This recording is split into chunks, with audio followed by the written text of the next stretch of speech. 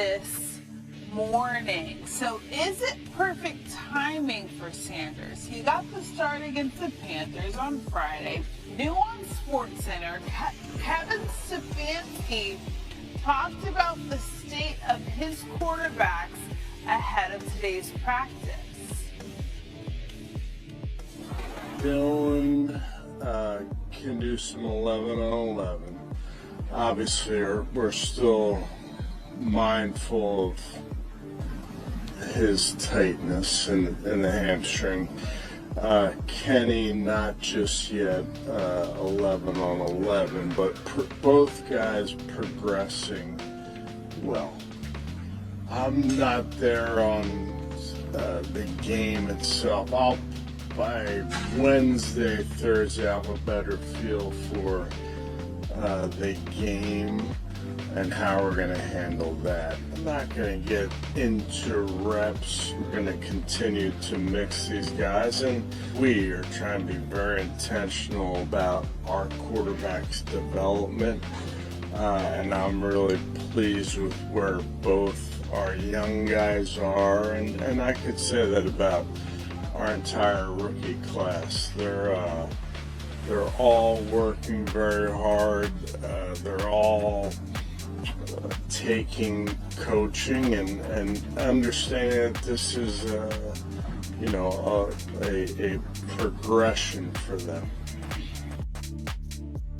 All right, Dan Graziano and Sam Acho are here to talk a little bit more about this. Dan, what are you hearing about how Shedeur's performance against the Panthers is impacting his status going forward? Yeah, it's a positive data point, Christine. Obviously, there are quarterbacks that kind of do better when the lights come on, and it's a game situation. And if the Browns wondered that about Shedeur Sanders, then this past weekend, reporters that are there, Joe Flacco got the reps with the starters, and Dylan Gabriel and Shedeur Sanders kind of rotated reps with the second and third team, while Kenny Pickett is still working his way back from his injury. So what's there is opportunity for Shedeur Sanders to move up, to convince the Browns that maybe he is worthy of a number 2 spot or a number 3 spot if Joe Flacco projects as the starter.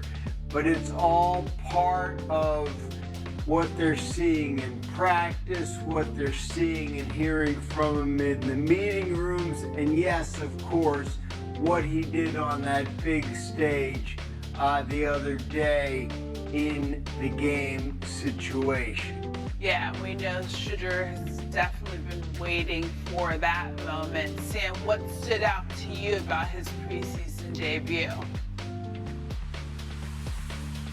Shedeur Sanders looked like a veteran. He did not look like a rookie quarterback. What stood out to me was his presence not only in the pocket, but outside of the pocket. There was a play in the game, his first touchdown, where he rolled out to his left, a throw on the run, layered the ball over defender in the end zone for a touchdown. That's a veteran type of play.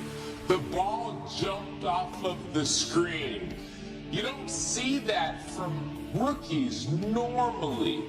Now, there were a couple of rookie mistakes, but that's not what stood out to me. What stood out to me was the fact that he used his legs, not just on that play, other plays of him escaping in the pocket. He wasn't known to be a scrambling type of quarterback, but he does have that in his arsenal. Acho, we just heard Dan break down kind of how the depth chart has been shaking out. Do you think that Shedeur can build off of this and climb up the depth chart before the season starts? Without a doubt, I think Shedeur could be the #2 quarterback by the time the preseason ends. This is just one of maybe 30 different data points. 3 preseason games are bigger data points, but they are data points. You look at practices, the film room, meeting, how does somebody conduct themselves? But more than anything, it's how you perform. Other quarterbacks aren't, whether because of injury or otherwise. That's why he has a huge opportunity to be the #2 quarterback on this roster. I think Joe Flacco's likely going to be the starter, but if Shedeur keeps on playing the way he plays, he'll be #2. I don't think there's any doubt Cleveland's open to anything when it comes to this quarterback competition. They've been looking for the answer at the quarterback position for a quarter of a century now. If Shedeur Sanders continues to show those positive data points, then he has absolutely every opportunity to keep moving up and maybe at some point this season get a shot to be the starter in a regular season game. Yeah, it's been our favorite story of the offseason, trying to figure out what exactly the Browns were going to do at quarterback, so we'll see how that shakes out. Dan, Sam, thanks. Their highest preseason AP poll ranking since 1998. The SEC has 10 ranked teams overall, the most of any conference. As we welcome in Heather Dinich and Paul Feinbaum to break down the news that the AP poll is out. And look, kind of a similar situation that both the coaches and the AP at Texas ranked #1, but there was a difference. AP at Penn State #2. Coaches had Ohio State #2. So, Paul, just your overall reaction from this AP preseason poll. Yeah, all those sweatshirts and placards at the Ohio State bookstore are going down the drain, Matt, because everybody thought this was going to be a 1 versus 2 matchup. And while it's barely a 1 versus 3, a little bit of the glitter has fallen off because we get those at the beginning of the season so rarely. But what it really means is that Texas is everybody's #1, and then you just can't figure out between Ohio State and Penn State. I can figure it out pretty easily. Penn State should be the #2 team.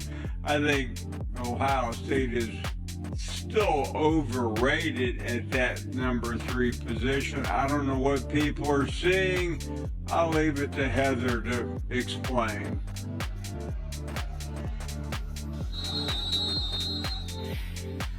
Well, Paul made quite the generalization there when he said that Texas is everybody.